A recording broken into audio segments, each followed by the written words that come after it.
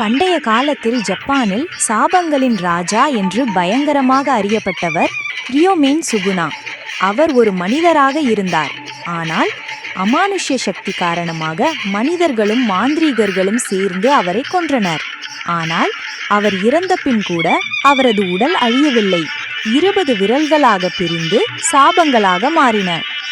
நூற்றாண்டுகளுக்கு பிறகு அந்த சாப விரல்கள் ஒன்றை யூஜி இட்டடோரி என்ற மாணவன் தவறுதலாக விழுங்குகிறான். அதனால் சுகுணாவின் ஆவி யூஜியின் உடலில் உயிர் பெறுகிறது.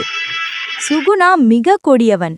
கொலை, அழிவு, வேதனைதான் அவனுக்கு மகிழ்ச்சி. ஆனால் அவனுக்கு அறிவும் பெருமையும் உண்டு. அவன் யாரிடமும் தலைகுனியான். அவன் சொல்வான், நான் சாபங்களின் ராஜா, இந்த உலகம் என் அரியணை. அவன் உலகத்தை அச்சுறுத்தும் பேயாக இருந்தாலும் அவனின் வலிமை எல்லையற்றது.